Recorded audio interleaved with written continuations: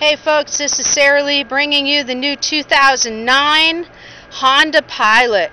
From the front, it's very boxy looking. You can see the heritage from the CR-V and the Ridgeline. Big jewel tone lights, integrated fog lamps. I will tell you that this chrome here is an extra piece. It is not stock, so that's an add-on. Nice feature.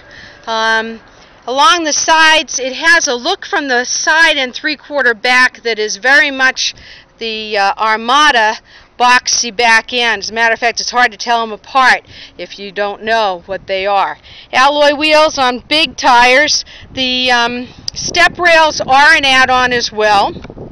As you get up close here, let me just share with you the fuel economy is 16 and 22.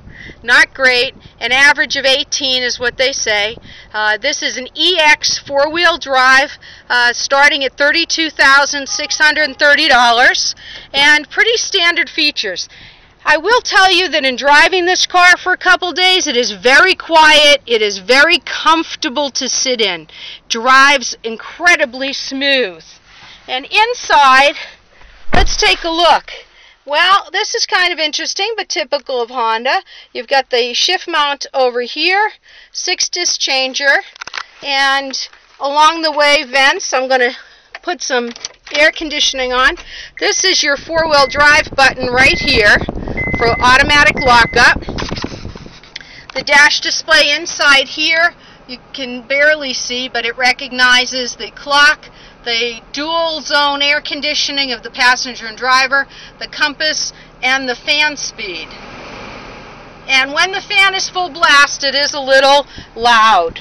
Other things you'll notice, it is tilt and cruise, tilt steering wheel, cruise control and audio controls for the stereo are right embedded here. Satellite radio is included. Up above here, you do have the HomeLink system, which is nice. Place for your eyeglasses. It's very spacious up front here, and it certainly blows cold. Nice big vents, and little pocket position here for your charging of your cell phone. In the armrest, you'll see two more lockups, hookups here, another one, and that's for your iPod jack. And the slide away, just like in the Civic, for your coins, your cup holders, deep pockets for all your stuff. Lots and lots of space here. So how's it look in the second row? Well, the second row is a 40-60 split. These seats do move. And on the back row, there's a third row that does have vents coming at them from the side. There are no vents in the top roof line, which is kind of interesting, which leaves it open for putting a DVD player in. Vents for the second row are back in the back of the console. I'll show you those and how big and roomy it is. Let's just take a look around. Also want you to see how the dash displays the door being open, the mileage. At night this illuminates beautifully, the white with the bright orange marks.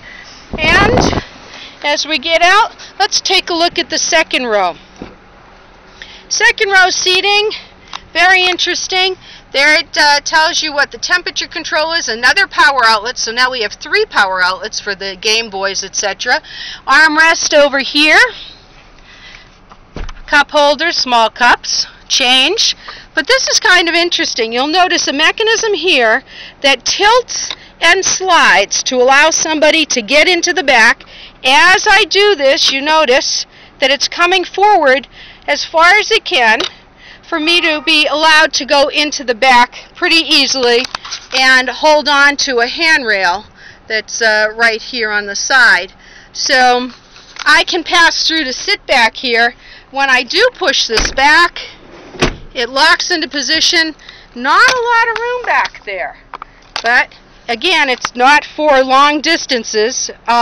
This seat can come forward with an arm bar here, so I can pull this forward a little bit to give that person more room. As we come around to the back of the vehicle, it's got a nice shape to it. As I said, it's a four-wheel drive. This one has the tow package. The handle is nice. It's touch sensitive inside, so Comes right up very nicely, and there's the vents over here for these folks sitting back here, and these headrests do pop up and remove as well. I have that in a 60-40 combination. Enough room back here. This is probably a little bit bigger than a Durango or an Aspen back here, about the same size as a Journey. And if I push this down, I had decent storage space. Very interesting. And I can flip this around if I need to, or just use it to hold cargo that I don't want flipping and flying through the air. My tow package setup and jack is there. And guess what? Another power port. Big and handy to have 4 now. There's another hook over here as well as here for your grocery bags so they don't go flying. And it's easy to drop this from the back simply by pulling down on this lever. Very easy to lay it flat, and you've got lots of room back here. They do make a cargo hideaway kit that locks in over here, pulls back, extra space. Side airbags are standard here in this vehicle. You can upgrade with leather, navigation, DVD player. Takes the car all the way up to the top of the line, from an LX to an EX to the Touring.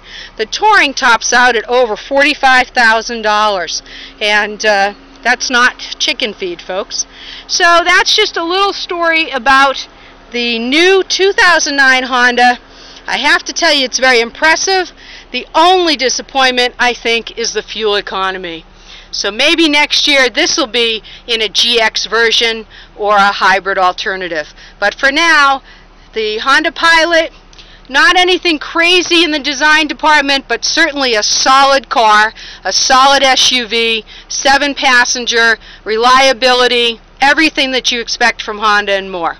Thanks for coming back to visit with me. I'm the Car Lady Sarah Lee, and my next drive and review will be the new Genesis.